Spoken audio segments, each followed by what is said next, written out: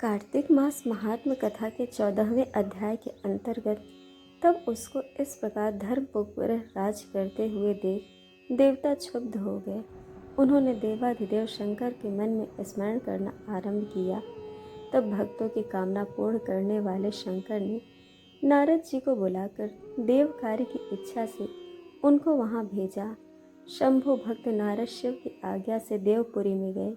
इंद्रादि सभी देवता व्याकुल हो शीघ्रता से उठ नारद जी को उत्कंठा भरी दृष्टि से देखने लगे। अपने सब दुखों को कहकर उन्हें नष्ट करने की प्रार्थना की। तब नारद जी ने कहा, मैं सब कुछ जानता हूँ, इसीलिए अब मैं दैत्यराज जलंधर के पास जा रहा हूँ। ऐसा कह नारद जी देवताओं को आश्वासित कर जलंधर की सभा में आए।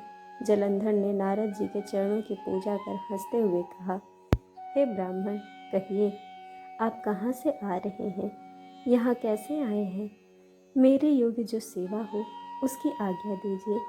नारद जी प्रसन्न होकर बोले, हे महाबुद्धिमान जलंधर, तुम धन्य हो।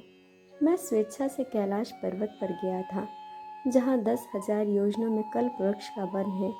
वहाँ मैंने सैकड़ों कामधेनुओं को विचरते हुए देखा तथा यह भी देखा कि वह चिंतामणि से प्रकाशित परम दिव्य अद्भुत और सब कुछ सुवर्णमय है। मैंने वहाँ पार्वती के साथ स्थित शंकर जी को भी देखा, जो सर्वांग सुंदर, गौरवर्ण, त्रिनेत्र और मस्तक पर चंद्रमा धारण किए हुए हैं। उन्हें देखकर मुझे बड़ा आश्चर्य हुआ कि इनके समान समृद्धशाली त्रिलोक में कोई है या नहीं। हे दैत्येंद्र, उसी समय मुझे तुम्हारी समृद्धि का स्मरण हो आया और उसे देखने की इच्छा से ही मैं तुम्हारे पास चला आया हूँ। यह सुन जलंधर को बड़ा हर्ष हुआ। उसने नारद जी को अपने सब समृद्धि दिखला दी।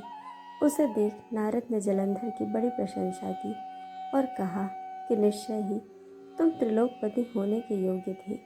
ब्रह्मा जी का हंस युक्त विमान तुम ले आए हो और द्युलोक, पाताल और पृथ्वी पर जितने भी रत्नादि हैं सब तुम्हारे ही तो हैं। ऐरावत, उच्चैश्रवा घोड़ा, कल्पवृक्ष और कुबेर की निधि भी तुम्हारे पास है। मणियों और रत्नों के ढेर भी तुम्हारे पास लगे हुए हैं।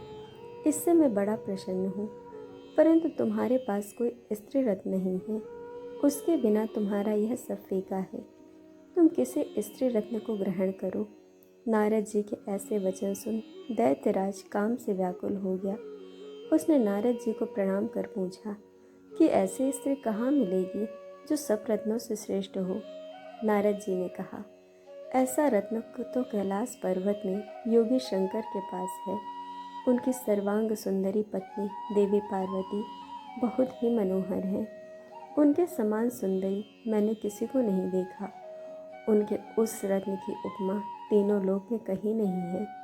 देवर्षि उस दैत्य में ऐसा कहकर देव कार्य करने की इच्छा से आकाश मार्ग से चले गए। इस प्रकार कार्तिक मास महात्म कथा का 14वां अध्याय पूर्ण हुआ। दोस्तों, कथा आपको कैसी लगी यह हमें कमेंट करके ज़रूर बताइएगा और चैनल को सब्सक्राइब, वीडियो को लाइक शेयर करना बिल्कुल मत भूलिएगा। वीडियो देखने के लिए आप सभी का बहुत बहुत धन्यवाद। जल्द मिलेंगे एक और नए वीडियो के साथ।